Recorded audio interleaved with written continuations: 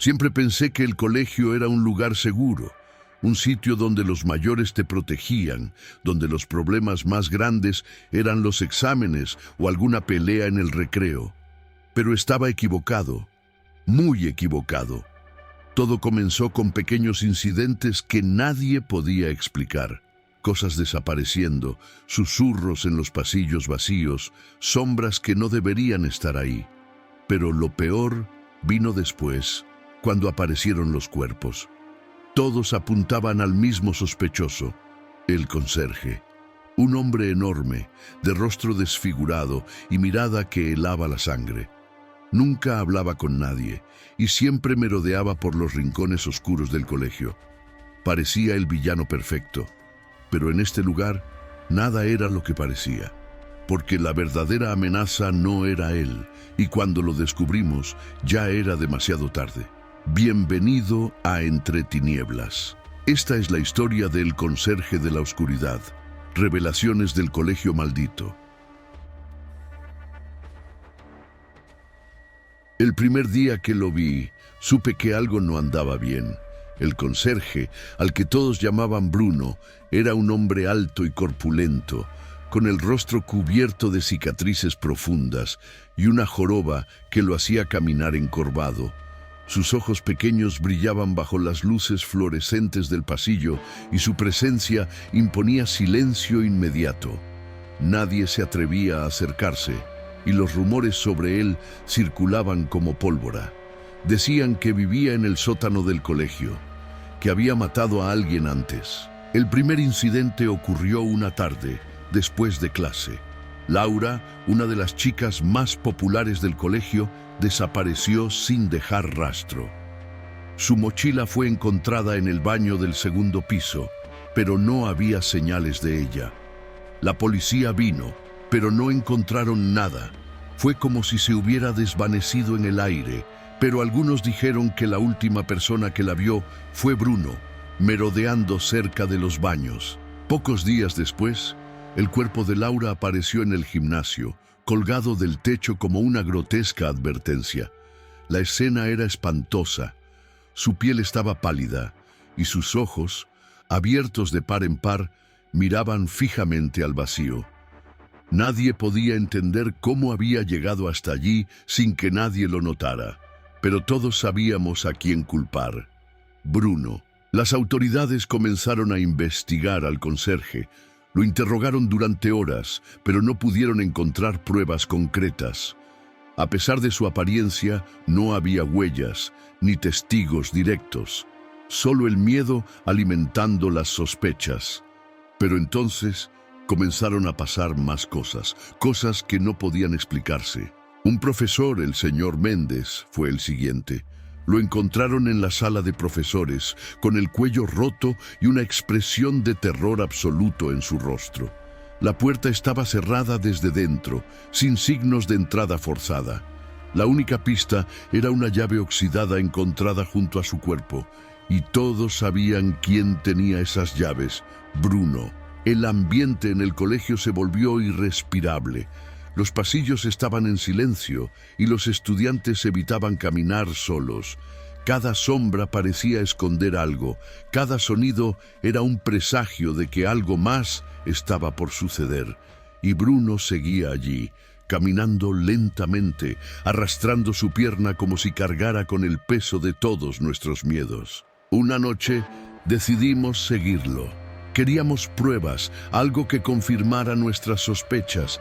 Lo vimos descender por una escalera que llevaba al sótano, un lugar que siempre había estado cerrado para los estudiantes.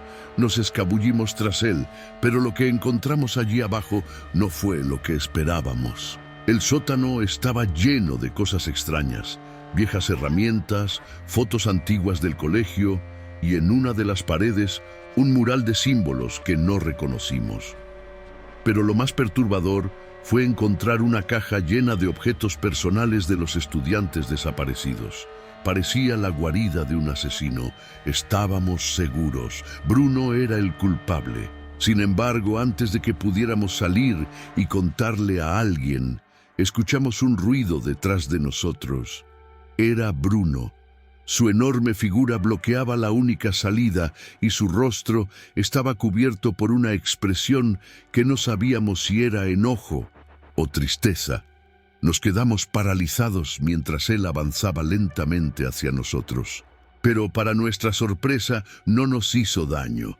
En lugar de atacarnos, Bruno nos susurró algo en voz baja, algo que apenas pudimos entender. No deberían estar aquí, no están a salvo.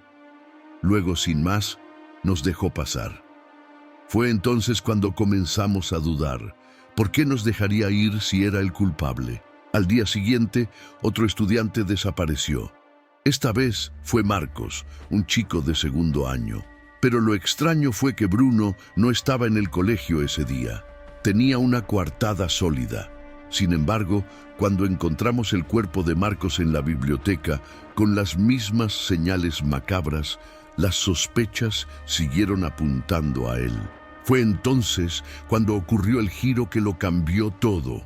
Una noche, mientras intentábamos encontrar más pruebas contra Bruno, lo vimos luchando contra algo en el pasillo. No era una persona, era una sombra, una figura que parecía moverse entre las paredes del colegio, atacando a Bruno con una fuerza imposible. Pero él no huía, estaba protegiendo el lugar y a nosotros. Nos dimos cuenta de que habíamos estado equivocados todo el tiempo. Bruno no era el villano, era el único que sabía lo que realmente estaba pasando. El colegio estaba maldito. Algo antiguo y oscuro habitaba entre sus muros, alimentándose del miedo y la sangre. Y Bruno había estado luchando contra eso en silencio durante años. Nos acercamos a él después de que la sombra desapareció. Estaba herido, pero sus ojos por primera vez mostraban algo más que dureza. Nos contó la verdad.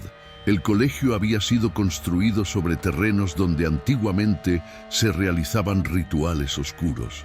Cada generación, la entidad despertaba reclamando nuevas víctimas, y él era el guardián que intentaba contenerla. Comprendimos entonces que teníamos que ayudarlo. Bruno nos mostró los lugares donde la entidad se manifestaba con más fuerza: el gimnasio, la biblioteca y el sótano. Juntos comenzamos a buscar la forma de detenerla, pero sabíamos que el tiempo se acababa. La entidad se estaba fortaleciendo y pronto no habría forma de detenerla. Comenzamos a ver más manifestaciones. Las luces parpadeaban sin control, las puertas se cerraban solas y las voces de los estudiantes desaparecidos llenaban los pasillos. Era como si el colegio mismo estuviera vivo y nosotros éramos sus presas. Bruno nos enseñó a usar símbolos de protección, pero no era suficiente. El director del colegio, que hasta entonces parecía desinteresado, comenzó a actuar de manera extraña. Lo seguimos una noche y descubrimos algo aún más perturbador. Él estaba detrás de todo. Había hecho un pacto con la entidad para mantener su poder y posición. Él era el verdadero culpable de las muertes. Con esta nueva información enfrentamos al director, pero no era un hombre común. La entidad lo había corrompido por completo, convirtiéndolo en algo monstruoso. La batalla final fue brutal. Bruno luchó con todas sus fuerzas, mientras nosotros intentábamos completar un ritual que sellaría a la entidad de nuevo. El sacrificio fue inevitable. Bruno, el hombre al que habíamos culpado, se entregó para sellar a la entidad, sabiendo que era la única forma de salvarnos. Con su último aliento, nos miró y dijo: «Protejan este lugar y no olviden». La entidad fue contenida, pero el precio fue alto. Ahora el colegio parece tranquilo. Los pasillos están silenciosos, pero no de la misma forma. Sabemos que la oscuridad aún acecha, esperando su momento para regresar.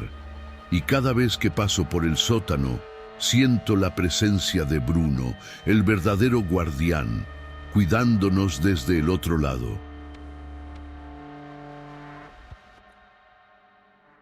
A veces, los monstruos no son quienes parecen. Y a veces, los verdaderos héroes son aquellos que cargan con la oscuridad para que otros no tengan que hacerlo.